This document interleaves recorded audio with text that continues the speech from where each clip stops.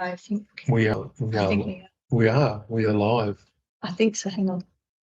Oh, okay. It's a bit like that morning. Good morning. If anybody's there, we don't actually know. But we hope you are well. It's been a little while since we've done a live, so we've had to try and remember where all the buttons are, which is easier said than done. But we're here. We made it. That's all that matters. So we wanted to talk today about a conversation we had with one of our spirit guides. Am I okay to say the name? Or do you not want me to say the name? Well, you could say the first name. John. Yeah, John. And for those who have been following what we do, you'll probably know who John is because we've talked about John a lot. John is one of our spirit, or one of your spirit communicators, and he's evidenced himself in many, many ways. I think probably the most impressive ways are by actually giving you all his dates and birth certificates and marriage certificates and all of that were found. The address where he lived. Yeah, so that was lovely. But he's also done crazy things like stop you driving into A horse, cows or horses yeah, or something on the road. So like, not, oh, there's a white feather on the doorstep sort of stuff. Big stuff. Yeah. So this information comes from John. John also used to do a lot of the table sittings with us as well. Yeah, he probably still would if he did them. Yeah. So table tipping is when you sit around the table and put your hands on it, and the spirit people lift the table up off the ground. Yeah, that's right. Hello, Chris. You said hi, long time no see. Yeah, that's right. Yes. It's frustrating because we still can't see, but we can read. That's it. Right, so let's get to it. So this conversation we had with John, for me, was the first time learning lots of information. Hello, we can see you. And I don't know whether it was new. Was it news to you, this stuff he talked about? But it was certainly news to me. So what did we talk about? We talked about all sorts of things. So I've got it written down. I've made myself some notes, and I'm just going to go through it in the order that it came out in the conversation. Okay. So, and this wasn't a planned sitting. This was us sitting down to have a joint meditation, and then all of a sudden John was coming through. So maybe the best sittings are those ones. I don't know, but so the first thing was that he told us was that first time humans, I'll explain that in a minute. First time humans, they don't organize their life, like we've talked about many times. The macro, and John actually referred to that as macro desires. That's a direct quote from John. Do you want to just quickly explain what that is, and then we can explain what he said? Well, you mean macro? Yeah. So it's more about you're in spirit realm, and you sort of go, I'm going to go and incarnate. Yeah. And go be a human, go for a holiday. Yeah. And this is what I generally want to see take place. And so that spirit person, which is the higher self, then tries to manifest that macro environment. Yeah. In once the person's born. But what do we mean by the word macro in this sense? You might say, today I'm going to go shopping, but that's micro. That's macro, but you don't know what time you're going to go. So then you see what I mean? And then learn something new every day. Suddenly you go, I'm going shopping now. Well, that's you micro managing the macro environment. I thought macro meant more like the really big stuff. It can be as big as macro can be as big as you need. Okay, all right. Just the finite detail. Yeah. Right. Anyway, all of that is not possible. We are getting to where we're supposed to be going. I just want you to know. You can't organize the kind of macro life events though if you haven't existed in an individuated form before. So you get from the oversoul, right? Which is I'm going to say a collection of spirits, but that's a really bad way to say it. It's not the oversoul, from the oversoul, spirits are, I'm going to say births, because that's the expressions he was What using. John was talking about, it's like a chicken that lays an egg. He literally said, it's like you're ejected like an egg from a chicken. If any of you he's have a ever funny spoken guy. to John, you can probably He's a very imagine funny that. But these, so a brand new spirit comes from the oversoul within spirit realm, and John was saying that as a blank slate spirit energy, so pure spirit being formed, just come from the oversoul, you pass through spirit realm, he said, very, very quickly. And he said that in that state, you have some awareness of your state. So you're aware that you exist in this blank slate form, i.e., you haven't been birthed into a human yet. You don't have the construct, the personality. You know, I'll use John as the example. John isn't yet John. John is just a blank slate about to be born into the baby that becomes John. That's right. Yeah.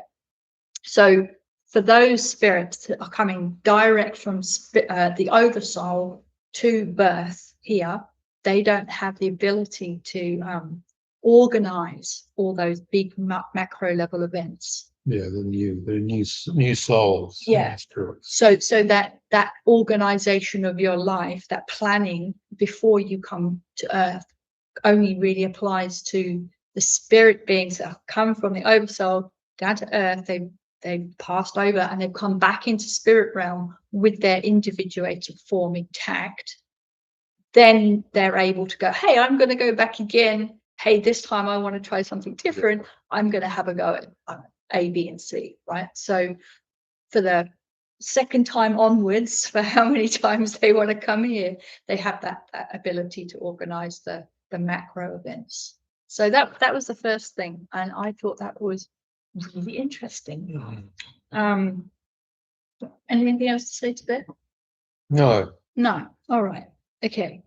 The point to come sort of back to on that, which was my second point, was that spirits, we've now found out, seem to have the ability to remember their birth from the oversoul. And I found that really astounding. I don't know why I found that so like, really? Wow. But I did. I guess we don't remember, well, most of us don't, I would say, don't remember being born. I'm sure there's going to be an exception to that rule somewhere, especially in the next few years as a distillation starts off. But generally, we don't remember being born. And so I was kind of, that really threw me hearing that spirit people remember their birth from the oversoul. I found that really interesting.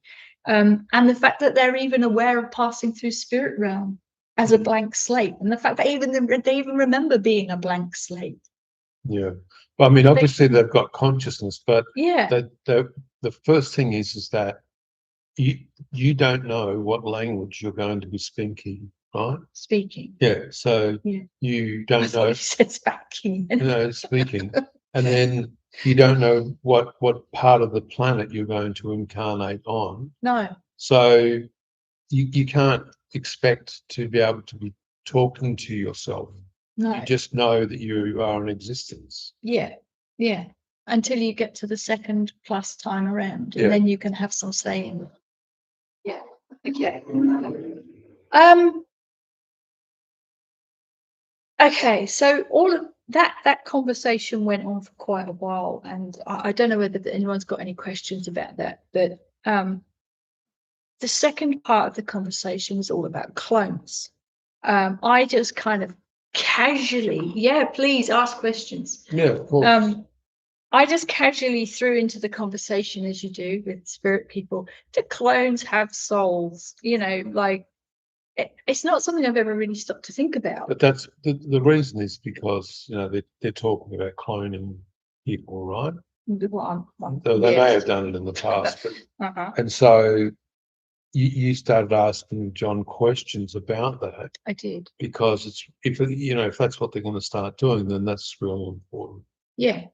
Well, his answer was super interesting.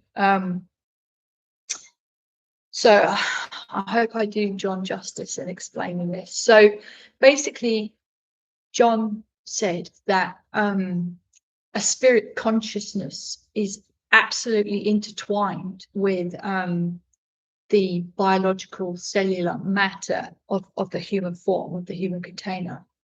And it's their choice whether they stay with that matter as a body or not.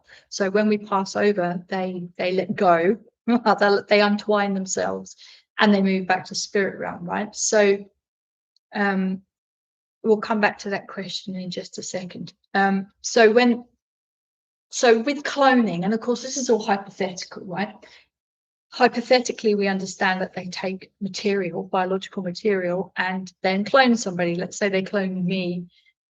They'd be cloning me at my age right now. So my question was, would the new me have a spirit consciousness associated with it? Would it have a soul? And the answer was only if the spirit person gives permission.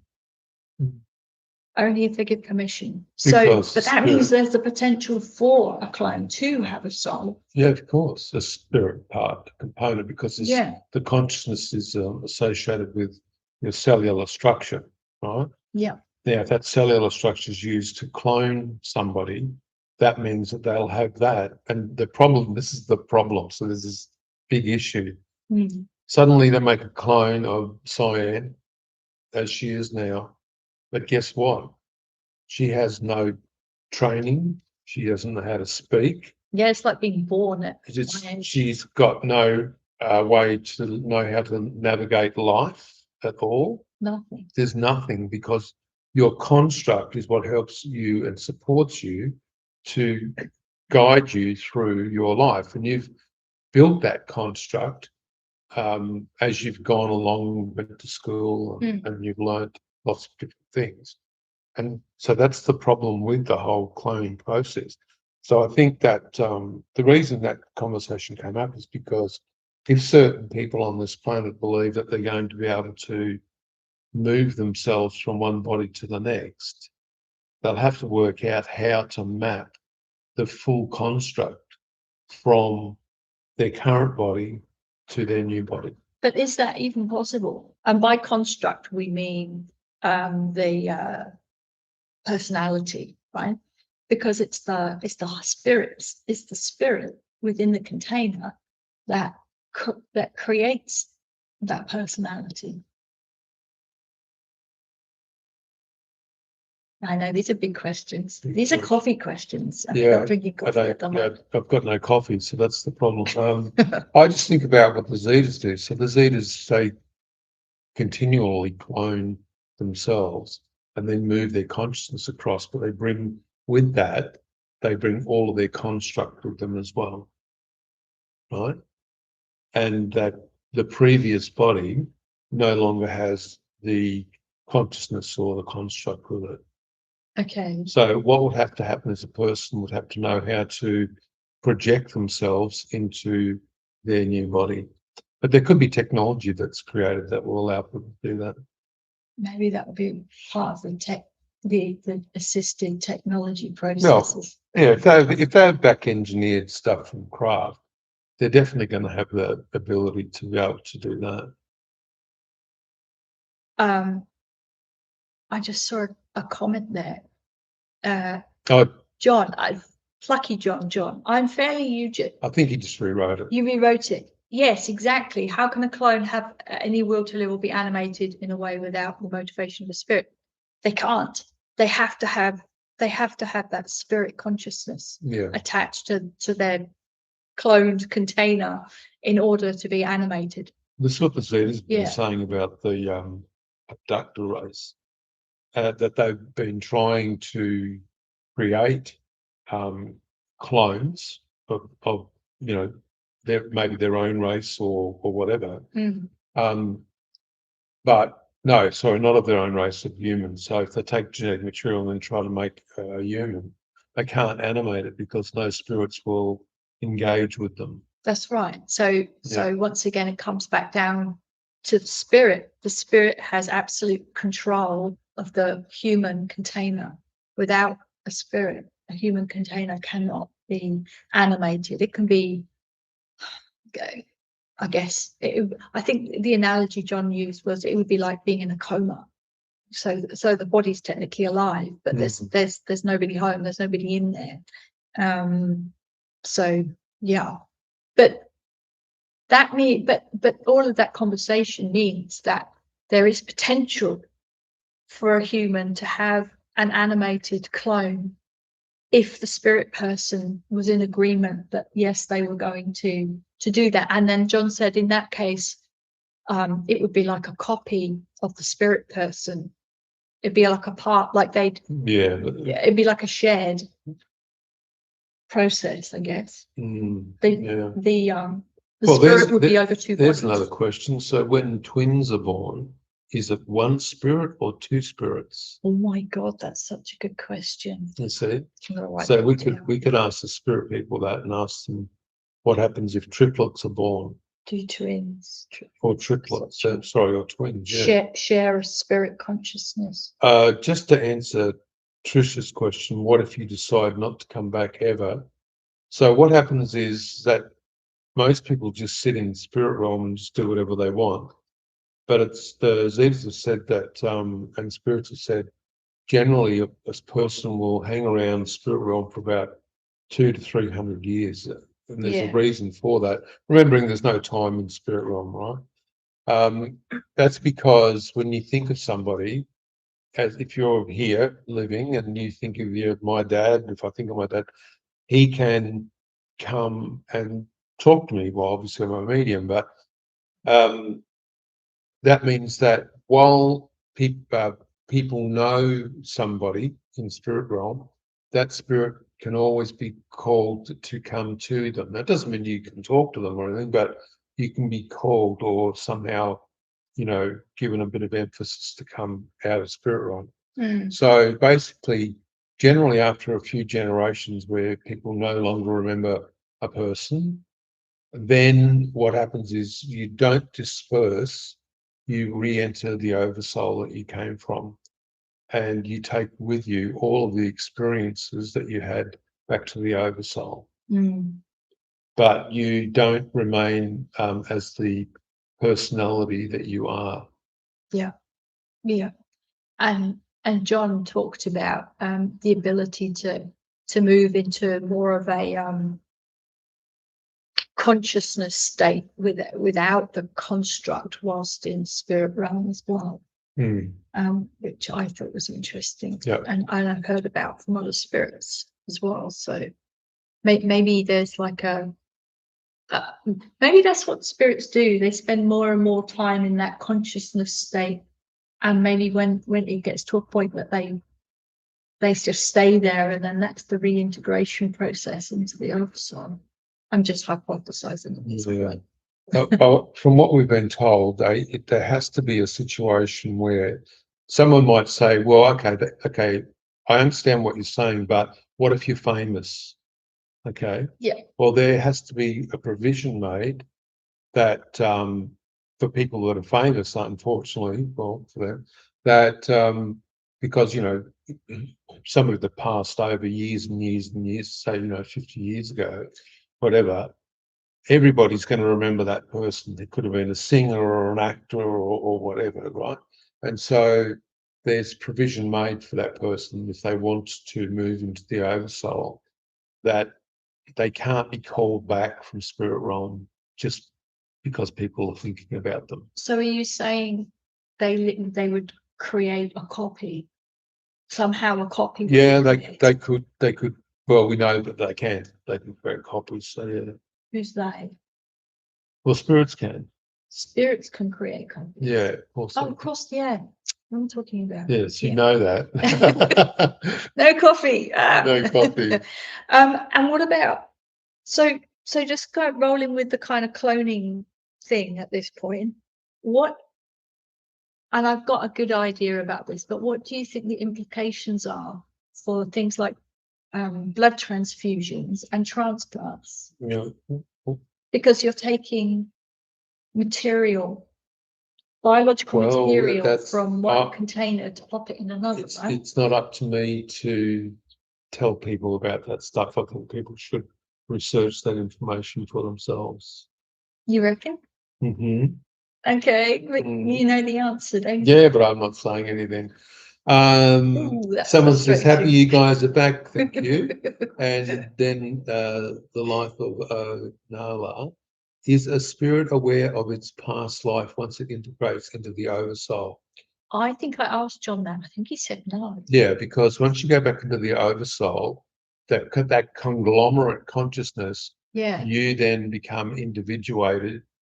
Sorry, You you lose- lose your individuated Yeah. form, you become part of the whole. and you become part of that whole consciousness. And that means that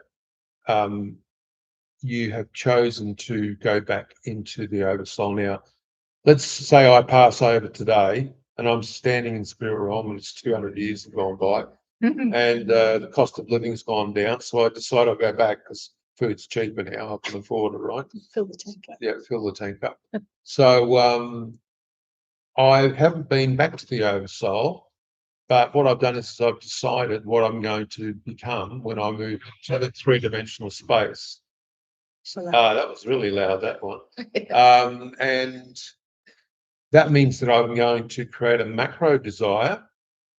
I have a personality, but I know that I'm going to lose that personality when I re-enter into the three-dimensional state. And as you come down from the vibrational state of spirit realm back into the physical realm, basically you'll lose your personality, and of course you'll be part of a conception process where a child is born, right? So that's the other thing. Now, it's so interesting when we talk to spirits because I'll give you an example.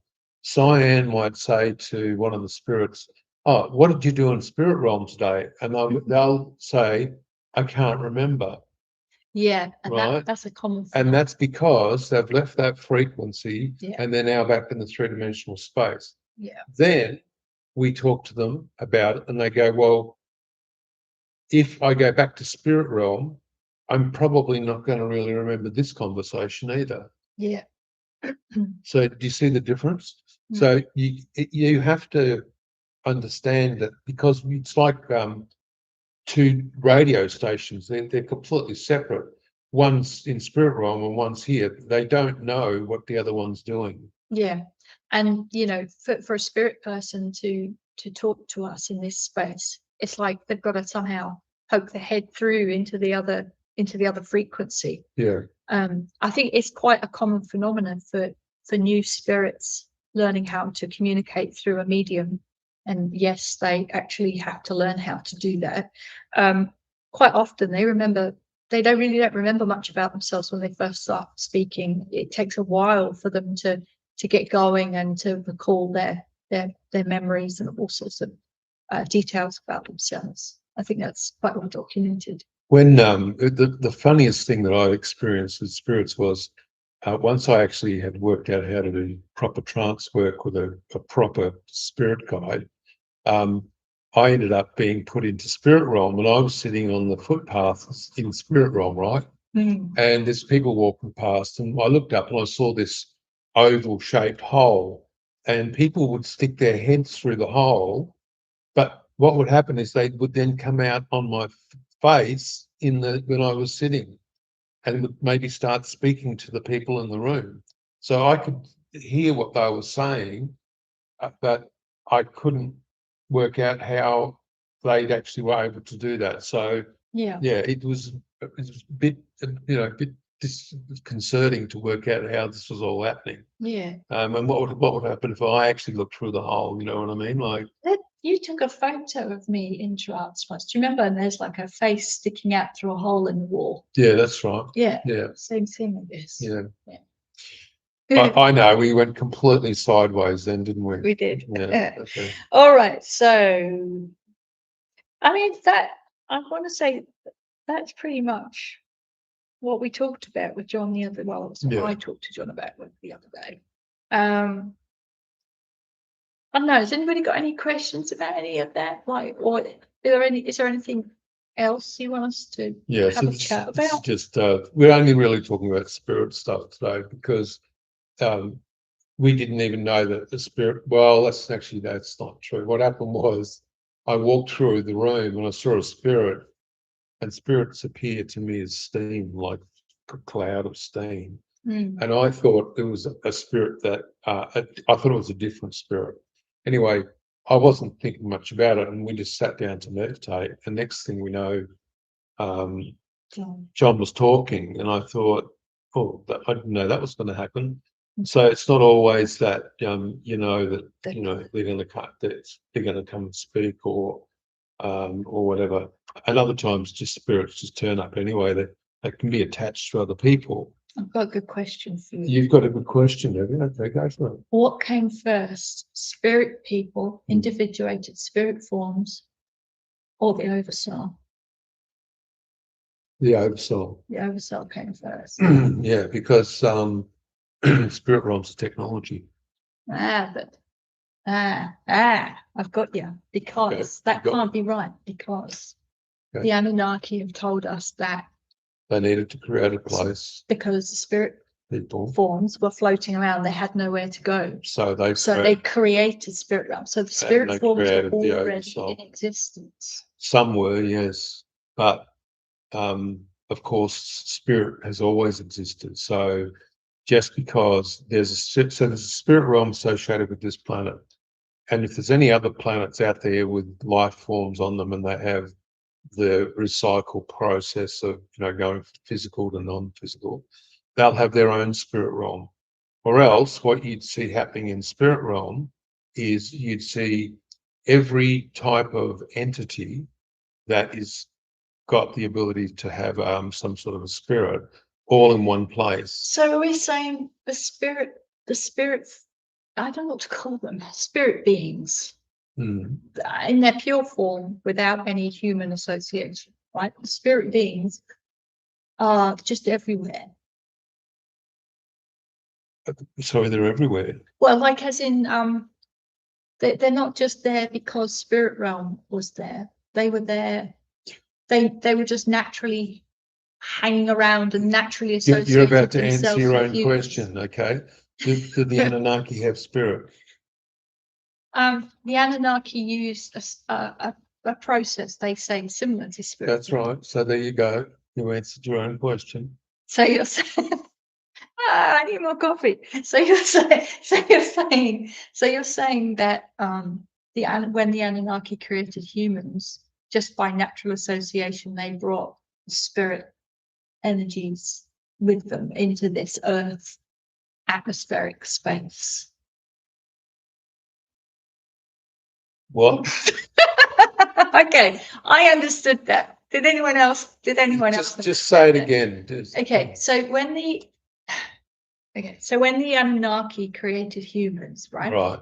They just, the humans were like they were given us a very small amount of Anunnaki consciousness to animate their form. That's right. And they also were genetically created by the Anunnaki. Yeah. Using hominid forms that were already on this planet. Right. Okay.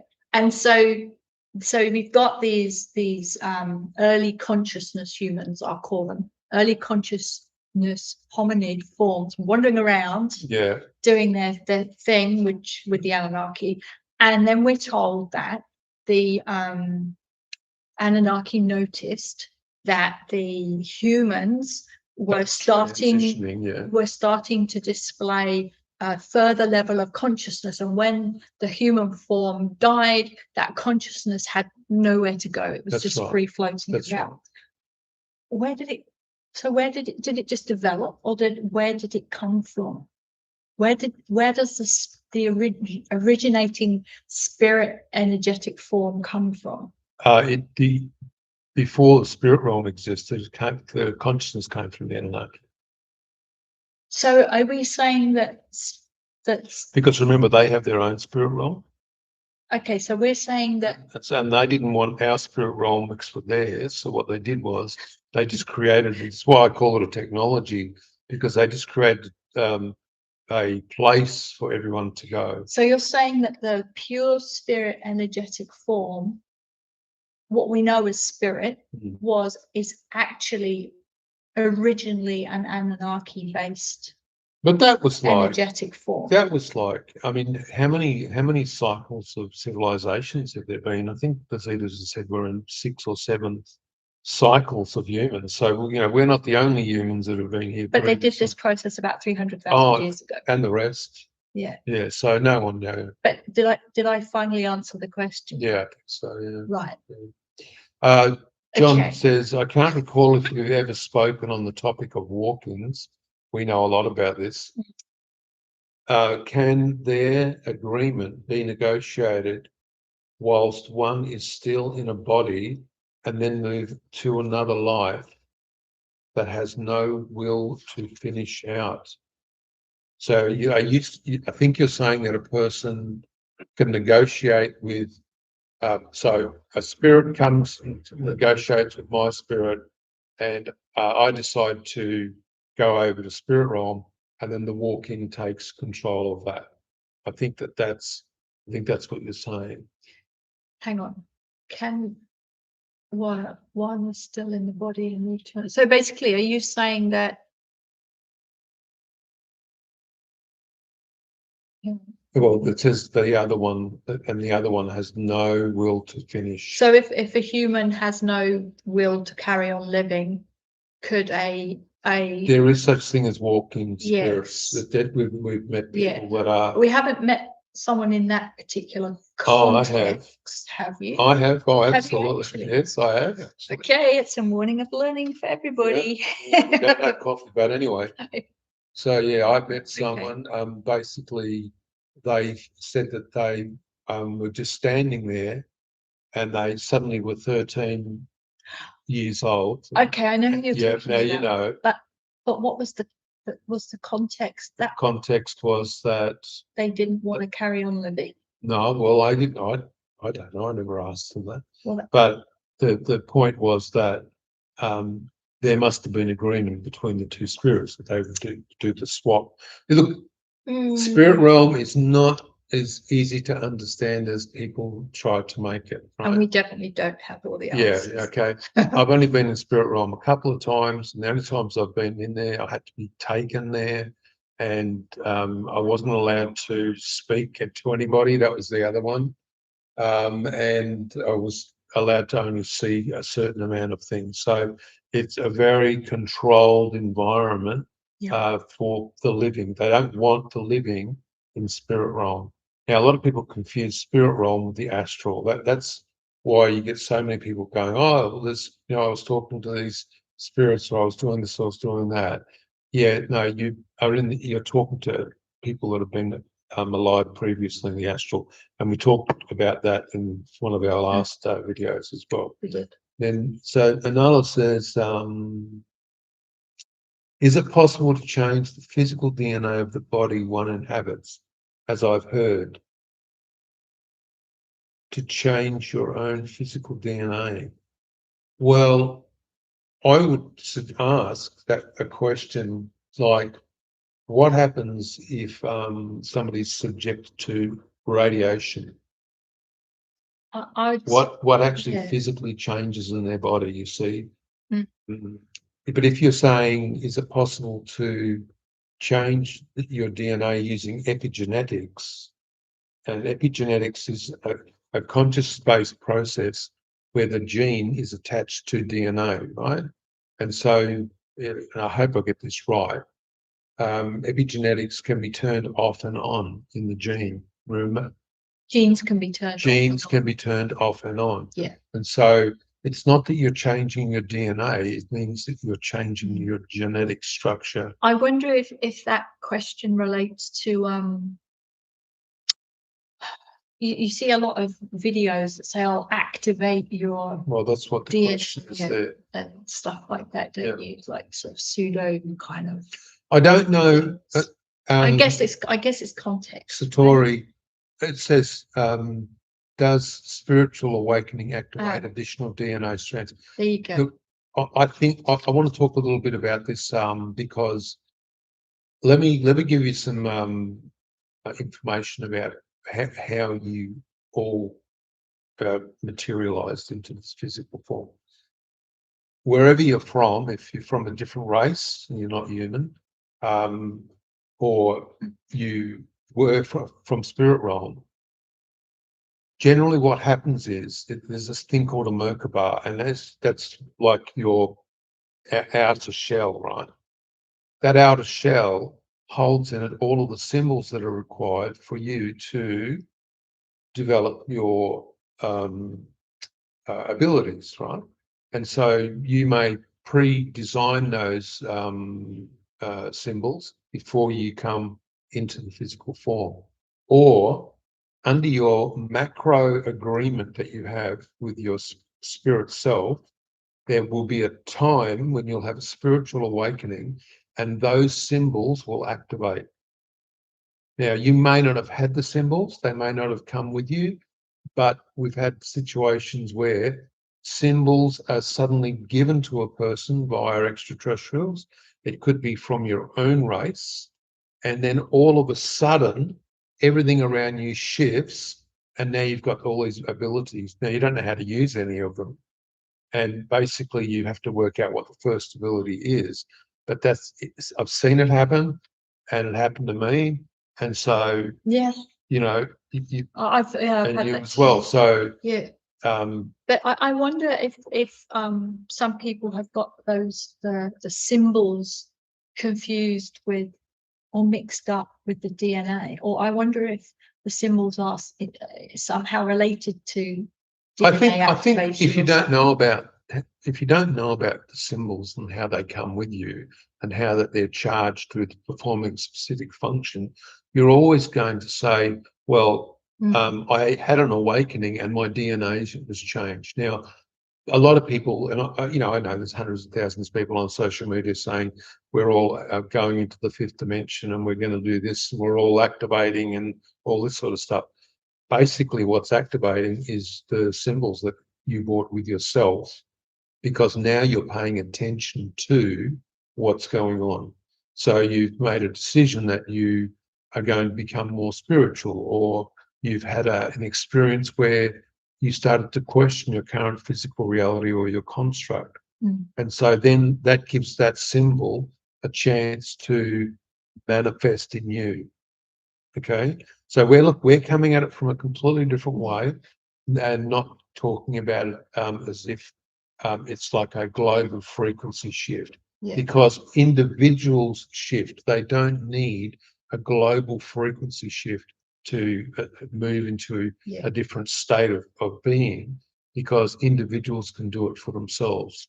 Now I was asking, would those symbols be the same as sigils?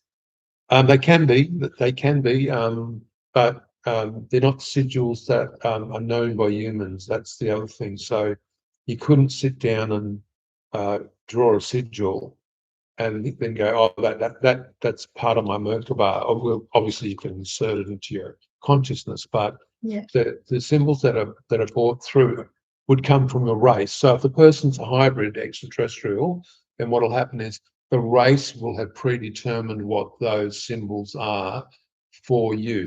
You talk about this in a lot of detail in one of your books, and I'm trying to remember which one it is. It's not the primer. It's I don't know. What's the trilogy? Alien Interaction. Alien Interaction. Yeah, but that book's no longer available. So. Oh, The books that are free, like the Prime of Zeta Race and the Zeta interviews they're free. Yeah, just download those PDFs PDFs. from the website. There was a question there that said, I think it's a person has completed his mission, negotiates an agreement with another who is also still in body, going over to complete another's life mission. Both currently have bodies, I suppose. I'd say that anything's possible. Yeah. With spirit agreement. I've just noticed it says top chat, not all chat, which means we may have missed questions. I don't know. No. Hang on, we're just going to change something. See, it says top chat. Live, go to that. I mean, it might be that we haven't missed anything. I don't think we have. I don't know what the difference between top chat and live chat is. I don't know either. Somebody else will know. All right. Yeah, I think anything's possible with spirit. I mean, I up until yesterday, I didn't think it was possible for a clone to have a soul or a spirit person, but with agreement, they can. Well, it's also, if they're in agreement. You know, and I know it's possible for the Zetas to copy spirits. Yes. You see, now that's a big one, because That's opening a whole that opens a whole new way of thinking. And you'd have to ask yourself, well, hang on, why would they copy a spirit? What abilities does that spirit now have? Since the spirit itself is now a copy of its original form. I mean, there's 1,000 questions to ask there. Yeah. How do you recognize your symbols and where do they appear? You don't, you only recognize the symbols once the Yeah. first one is shown to you. Yeah. Yeah. And yeah, it will just happen. Yeah. And you'll just know. But the thing is, a person has to be meditating, and the person has to be sitting and learning about their own breath work, and you're not going to get symbols popping up if you know, you're constantly scrolling social media or doom scrolling, altering your frequency. Altering your frequency or whatever. You've got to spend time in a really still place in silence, because they're takes time. Their abilities, and our races don't activate those abilities or allow us to activate those abilities if we're not in the right space to have the ability. Otherwise, it has the potential to have a detrimental effect. Someone says, what do you mean by copy spirits? Yeah. Oh yeah.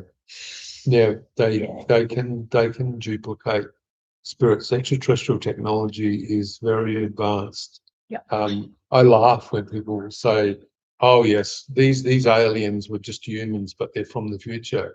I'm like, no, they're not.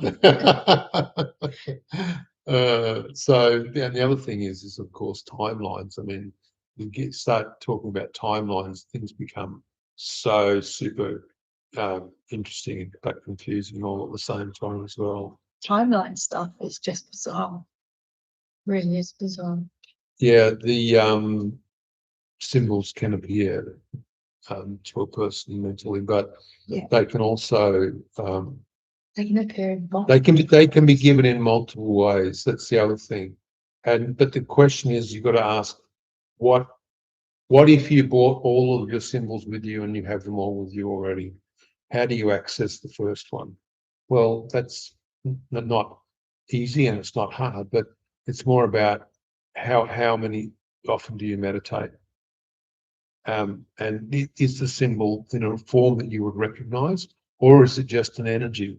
Is a symbol because everything else, when you break it all down, everything's energy and consciousness. So it's not going to be something that you're going to recognize like this triangle here. It could be just a color. And quite often I give people this example when I'm working with them. A spirit guide may appear to you in a pulsing color when your eyes are closed. And so you'll see it go a normal big color down to a pinpoint, and it'll just keep pulsing down.